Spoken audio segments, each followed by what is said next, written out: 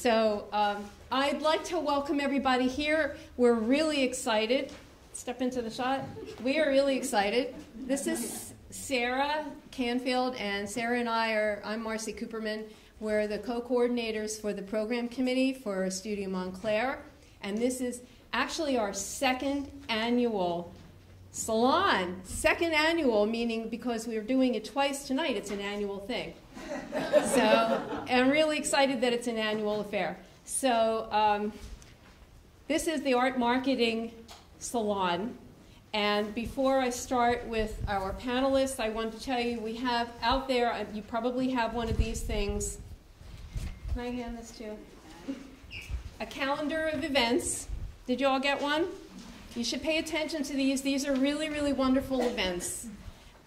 Coming up, we have several exhibits that are happening. There's a watercolor exhibit at Academy Square, and also Altered Images, Creativity Beyond the Lens. And that's going to happen May 22nd. That's the opening reception. We have an annual meeting that's going to happen actually before that, May 11th. You really should think about going to that, because the annual meeting is actually a really quick thing. It's our once-a-year big blowout meeting for maybe half an hour. And then we have fabulous entertainment by a woman who calls herself a funny songs person. She's a comedian, and she sings funny songs, and she's going to sing about the trials and tribulations of your job, which is being an artist. So I know she's really funny, and so we all want you to be there. And then on the other side of this thing, you'll see the Viewpoints exhibit that's going to happen, the opening being June 4th, and then there's another one coming up, Bodies and Soul, opening reception June 10th. So we do a lot for you artists, and this is 4 great exhibits. And can I have that? Yeah, my notes. Okay, so also, if you are not currently a member, if you came with a member and you want to join, there are applications out there, and I would love to encourage you to do that. It's not really that expensive. It's only $50 a year, and you get a lot for your money, which we'll talk about at some time. If you catch me afterwards, I'll tell you everything you get. And so now we have our panelists. We have... Yes, okay. There is also a survey. We want to evaluate how this went. We want to hear from you how you feel about it. It's emailed, right? It'll be emailed tomorrow. We'll have an electronic survey that will go out either tomorrow or the next day. So it would be great to get your feedback on this program and your ideas for future panels. Okay, so it'll go in the email. Look for it, and please answer it, because we really like to make sure that what we do is something that you want us to do. If you have any new ideas that you really, really want us to follow through on, let us know. So now our panelists for the Art Marketing Salon are Virginia Butera, sitting over there in the red coat. I think you have a sheet with the bio for everybody, so I'm not going to go through all of that. Feel free to read it. And Celine Ryan in the middle. And Laurent Sisman over here. Okay, so the first thing that I'd like to do is just have them one at a time kind of tell you a little bit about what they do. And then after we go through that, I'm going to ask them questions directed to each one. And we'll do that for about an hour. And then we have question and answer time for you guys to chime in. So if you have any questions that you come up with, Gina in the back can collect your cards. If you've written any down, you want to hand it to her, and then she'll hand them to me, and I can actually ask. You can't ask because we have one microphone. So write it down on the card. Okay? So I'd like to start with Virginia Butera. Tell us about yourself. You need the mic. You need the mic. Stand up. Do you want me to stand up? Yeah. I can stand up. Okay. Hi, everybody. I'm Ginny Butera. Currently, I'm the chair of the art program and an art history professor, full professor, tenured at the College of St. Elizabeth. But I also direct and curate the Therese Maloney Art Gallery that's there. College of St. Elizabeth is located in Morristown, New Jersey. In addition, on the side, I have Butera Art Consulting that I run in order to help artists and collectors, but primarily artists, to really improve their goals and objectives for their careers and help them organize their materials and just help them reach the goals that they have for what they want to accomplish in the art world. At the Maloney Art Gallery, I've just put up the 28th exhibition that I've done there since 2007. So I've been busy. I also curate other exhibitions in the area. So I have a lot of experience, particularly because I've been curating exhibitions since 1976. So I've had a long time to really organize, look at art for decades, and really have a good sense of how artists need to proceed, particularly today when the art market has changed dramatically. So I'm going to look at my back. Okay, thank you. You're welcome. And next we have Celine Ryan. She's going to stand up and take the mic. I'm Celine Ryan. I'm currently the Director of Artist Development at Arts Unbound, which is a nonprofit organization for artists with disabilities.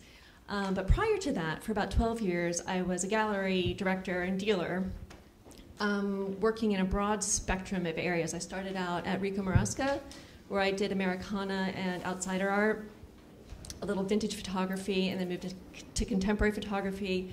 And then I went to Hausfeld Gallery, which is all contemporary art, but again, a really nice spectrum of people coming right out of grad school to people who have very successful international careers. So it was kind of a nice transition from the for-profit to the nonprofit, because really I've been an art coach all along to all of the artists, helping them figure out what their next step is and what would make the most sense, you know, depending on where they were, because I've worked with such a broad spectrum. Yeah, that's what I do.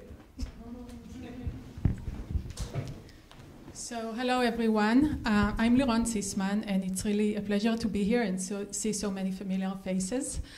To give you a background, I coach and mentor artists on the business end and the marketing end and art strategy. And in addition, I'm also an artist myself. I'm an oil painter, which means I know firsthand what you guys are up against. I left a business career in order to pursue art full-time, and to be able to do that, I had to make it work financially. So when I started out, I looked around and realized that a lot of what I heard didn't make much sense to me as a business person, and I do tend to think like a business person when I'm not holding brushes in my hands. And a lot of the models and what I heard artists were taught, what I saw as common practice, I thought left room for improvement. Some of it I thought might have been self-serving for galleries, you know, back in different times, but I digress. So I came up with different business models, and I started to pursue them and pursue different strategies and do things differently. And I kept market testing, because there is no substitute for that, and seeing what worked and what didn't. And I kept tweaking and I kept refining until I figured it out. And when I did, I wished someone could have handed me that when I first started out. So I figured I would share it and save artists the need to reinvent the wheel. So I started coaching artists one-on-one, and after a while of doing that, I sort of opened it up, and I started offering workshops, and specifically my art business and marketing workshop.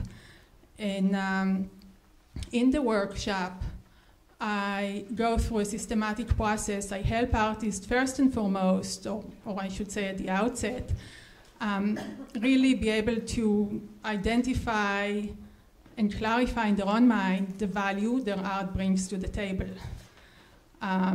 Thinking past, you know, what do you do, and thinking what do you offer your clients, because that's at the end of the day what people pay you for.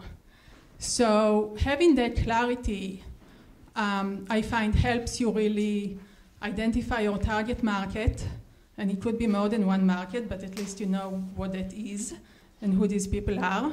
It helps you identify your sales channels, and it helps you really focus on venues. And once you understand who you are targeting, It helps you also attract these people by optimizing your website and getting into keywords and creating a whole strategy around that. In addition, I coach artists on how to become press friendly. And that starts with press releases, but it goes further, and how to sort of, offer interviews and become a little bit of a media sweetheart. And once you figure out how to do that, I kind of don't really care how introvert you are, because you're going to have fun in the process. And I teach, I coach artists through a strategy of, how to generate additional revenue streams, how to self-publish their work successfully, and a bunch of other things I'm not going to list now. Anyway, the flyers on the you had on your chairs, they are two-sided. One side speaks about the workshop, and after doing the workshop in the tri-state area for a number of years, I decided to simplify it and offer it online as an online workshop, which you can now download off artistadvisory.com. And actually, if you look at the flyer, it offers a discount code for it that is good through the end of this week. And I feel like I am obligated to say it, because invariably after talks I give, artists usually will email me a day after it expired or a week later asking me to extend it for them. And even if I wanted to, I'm going away Saturday morning on vacations. So if you do want to get it after tonight, definitely do it this week. Okay. Thank you. Okay, so now I'm going to start with questions I have for each one. I'm going to ask a specific question to a specific panelist, and then after she finishes, the others can chime in. And we've got about 6 of them to go through, and then we'll do that for an hour, and then we'll get to your question and answers. So first is for Celine. Based on your background, I wonder if you can give us some technical advice and tell us about the tools that we need to successfully market our artwork, maybe websites that are worth researching. Well, I think what you said was really interesting, that you have to identify your market and what your goals are, and that will kind of shape the tools you need. A colleague asked me today to ask you guys this question, one of my teaching artists: how many people have a website? Excellent. The most important thing you can do on your website is have good photography. If I go to your website and the photos aren't good, I'm not going to bother. And most dealers won't, most galleries won't. But I'm coming from the point of view of gallery representation, being an artist that wants to exhibit in group shows or get residencies or find somebody to rep their work, which is slightly different, I think, from what you're talking about, where you are your own rep and you're selling your work directly to art advisors and decorators. So I have a slightly different point of view. But I was trying to think of websites as resources, and actually the best resource I have, I think this book, Artwork, is genius. It's written by the director of Mixed Greens Gallery in New York. I don't know if you're familiar with that gallery. They have a great program. And a friend of hers who's an art lawyer. Sorry, can you hear me? It's called Art/Work. And if you just go to Amazon, it's not expensive. And it's fantastic because it covers every single little element of sending your work to a gallery or for a residency or for a group show. Little things like we were just talking about getting the measurements on your image, on your label, making sure that your image caption is in the image, the JPEG that you're sending the gallery, but it's also in the body of the email, making sure that it's, the height and the width aren't switched, little tiny details. Because if those aren't there, people aren't going to bother. Unless your work is so fantastic that they need to show it tomorrow, they're not going to bother to call you to ask. Because, when I was a dealer, I probably got 20 portfolios emailed to me a day, and literally you open the email, you look at the first image, and if it doesn't, if there is no image in the email, I don't even read it. I want to see an image. The image has to be good, and I want to know the information.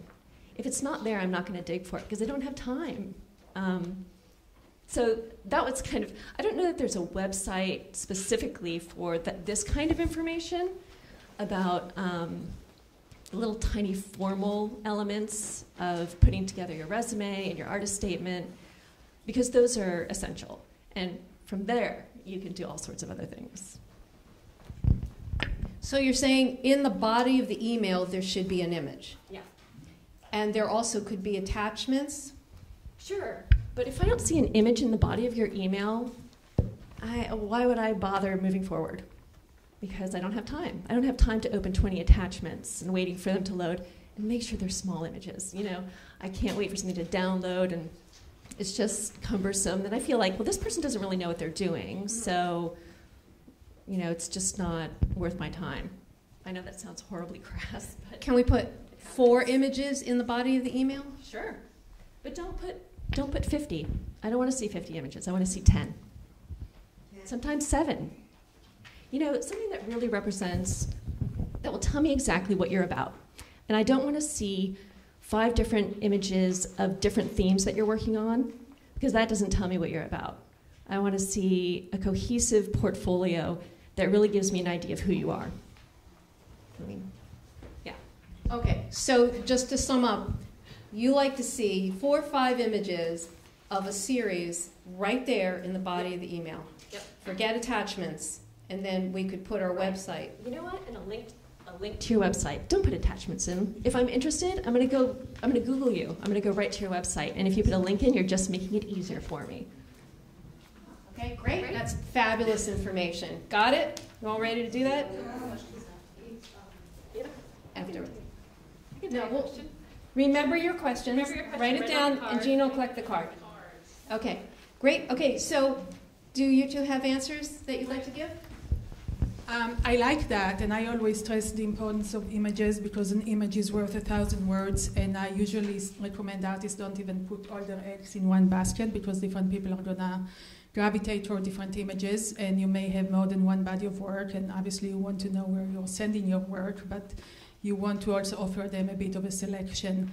And I think there are good ways to really optimize emails and even get a lot of mileage out of an email signature. Personally, I have a mini slideshow and a link, and I also let people know what it is they will see when they click on it. So I have my shortest unique value proposition or description of what the work is about, which is really just like, you know, small enough to fit on a business card. But in addition, what I help artists with is really how to optimize their website, because I find that even artists that have websites, sometimes they get outdated really quickly. And I actually wrote a mini blog series about common artist website mistakes that I see over and over again, unfortunately. So you might want to check them out. And when I speak about optimizing the website, the purpose of it, or a big part of the purpose of it, in my mind, is that once you've understood who your target audience is also how do you help them find you? Because it's always so much easier when they come to you. And a lot of it is really understanding how to optimize keywords, and I know it sounds extremely technical, but at the end of the day, it's really not difficult. And I really believe in simplifying the process and sort of breaking everything into easy-to-follow recommendations.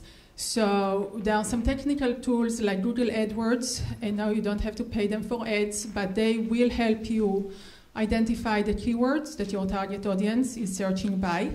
And you do want to use these keywords in your website and with your images.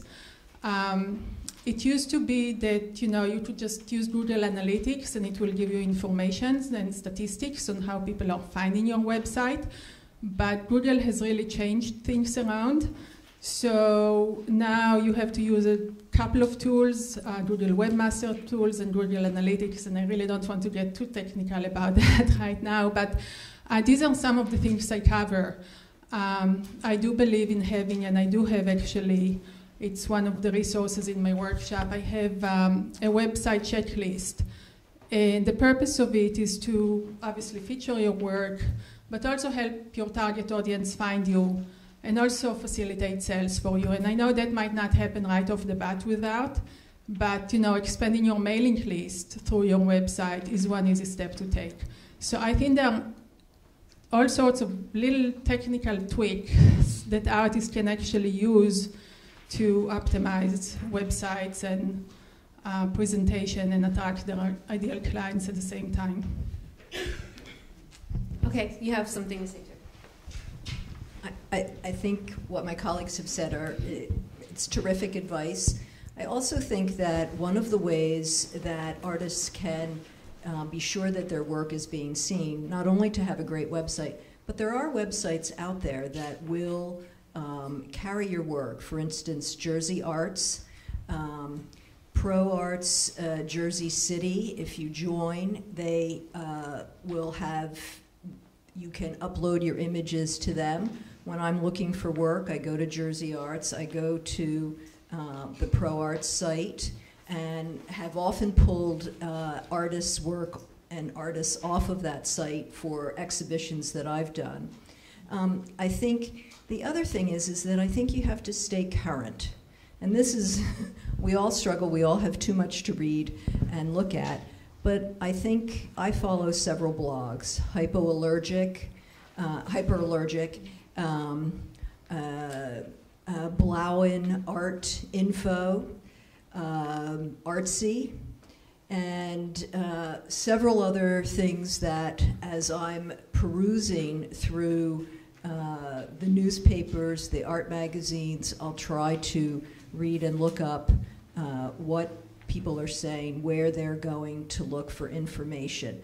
That allows me to keep very current with what kind of work is being done. And it's a lot of the work that's attracted a lot of attention is very, it's work that has really pushed beyond conventional art. And so in order to capture a larger or more avant-garde gallery, your work really needs to be in that arena. If you want other kinds of representation, then it means that you have to really go to the galleries that you might be interested in. You have to go to the openings. You have to talk with the directors, meet the artists that are there, and you really have to begin making friends and contacts at galleries that who you would like to represent you. So a lot of it is reading, footwork, web optimization by all means, and as Celine said, as you're mailing your work out, as you're applying for exhibitions, everything that you send has to be in perfect order.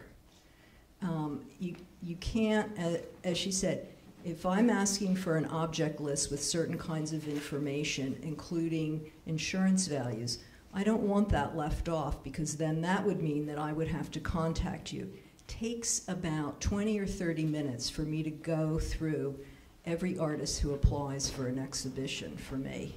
And this is, if you think about that, and sometimes I have 100 to 150 artists applying, it's a huge amount of time. So your information, everything you submit, and I agree with you, photographs that are terrific are the key. I don't think that we can also stress enough how important it is to network, because you're a business and you're kind of in a precarious position because you're a business, but you're also trying to get a job. So you have to treat it like everything's an interview. And I, for the most part, will take a little closer look at work if somebody recommends an artist. You know, or if somebody knows somebody calls me and says, oh, so-and-so said I should reach out to you. I'm just more likely to, you know, pay attention, and like it does when you're looking for any other job. So that's a huge part that you can't ignore. Okay. Okay, network. Laurent, next question's for you. How should we sell our art to the trade? So I do work with commercial galleries, and I help artists identify the right galleries for their work and approach them and get into them. But at the same time, I really stress that if this is also your livelihood, you don't want that to be your entire business strategy. And so even though I work with galleries, I also use other channels to sell my art. And one of the channels specifically that I found really easy to work with is that of art consultants. And I find that it offers different advantages and several advantages over working with commercial galleries. And for art consultant. And art consultants sell work to organizations. So they would sell art to, I sometimes refer to it as the corporate market, but really it's not just companies, it's hotels, it's companies, it's medical centers, it's public spaces. These people, organizations rather, have big walls and to fill. And usually when they buy art, they don't buy one-offs. They buy multiples. And what I specifically like about and find easy about working with art consultants is that there is no consignment required, unlike working with galleries. So in other words, galleries sell to individuals, and I find that my private collectors still need to stand before, in front of the art to fall in love with it and maybe to buy it. When it comes to organizations, they have specific art budgets, and they're way more comfortable buying art from images than individuals are at this point. So our consultant job is actually to furnish art to these institutions. And when they do, they're often looking for hundreds or thousands of artwork for a single project. So one advantage of working with art consultants versus galleries, from my perspective, is that there is no consignment. You don't ship what you haven't sold. And that really simplifies the process. It also helps because it means I can work with multiple art consultants at a time, much more so than I can with commercial galleries, because they're not tying up my inventory. And personally, I find it easier to work with art consultants on the West Coast than I find it to work with out-of-town galleries. So usually when they buy out in multiples. And just to give you a sense, I was recently contacted by an art consultant looking to buy 1,600 artworks for a hospital project. So that gives you the sense. And unlike individuals, I find that when I sell my art to individuals, it's an impulse purchase, typically. They're not, they didn't wake up in the morning thinking they'll buy an oil painting that day. Art consultants, on the other end, and they're sitting there and searching and Googling around to find art when they have to furnish it to organizations. So they're actually out there looking for it. It is also easier in some other ways. Unlike galleries, I find that they take care of the framing. I usually ship it to them rolled up in a tube, which means it's easier to ship and it's cheaper to ship and it's not as risky as sending artwork around otherwise. So the question is, why do most artists keep focusing specifically on galleries? And I think the answer is because that's what most artists are most familiar with. And so, and galleries are much easier to find. I mean, art consultants are easy to work with, but they're not easy to find. They don't have public spaces, they don't have showrooms, they don't advertise to the public. They don't spend their time looking for artists, they spend their time looking for the big projects. And it sort of is left up to artists to find them. And I think not that many people really know how to find art consultants, how to work with them, how to sell to them, how to price the work for that market, what they're looking for, etc. So I took a similar approach. I put together the information I hoped someone would have handed me, and I created my book, Getting Your Art into Corporate Collections, White Pays, How to Do It, Who to Contact, which is on the other side of that flyer.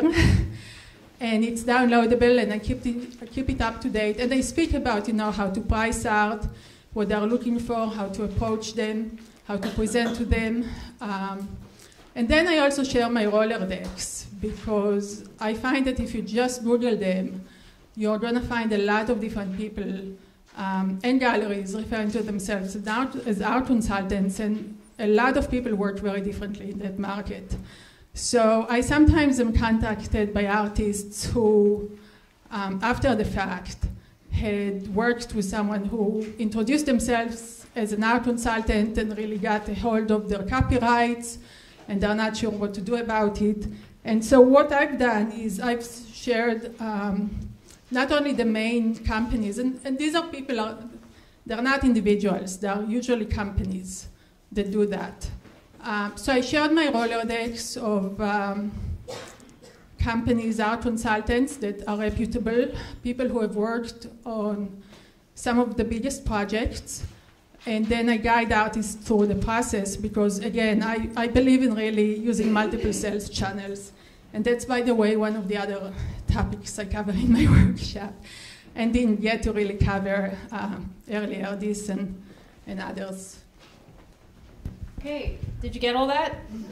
There's a lot of stuff. Ginny? I just want to let you know that 2 weeks ago I went to a very interesting panel at Sotheby's Institute of Art called Art Advising 2.0. Sean Kelly, who's a well-known dealer in New York, was on the panel, as was an art lawyer, the person who's head of the Armory Show in New York, and a friend of mine who's also an art lawyer. And one of the most important points, and the reason I'm bringing this up, is the lawyers on the panel really said, you have to understand that a person representing you has fiduciary responsibility to you as an artist. In other words, they have a responsibility to be transparent in all of their interactions with you when they're working with a gallerist, when they're working with any kind of corporation. So I wanted to bring that back to you because I think it's really important to understand that there needs to be transparency in all the different kinds of relationships that you develop in the art world. You need to make sure that you feel comfortable working with someone, that someone is not double dipping, taking a percentage from you and being paid on the other side. This is one of the very important points that the panel made. And I think it's wonderful to work with reputable people, but I think you also have to understand that people can be disreputable and really can potentially do some damage. So just be careful. It's just advice from the gallery dealer, Sean Kelly, as well as art lawyers, and everyone else who was on the panel, including the president of the,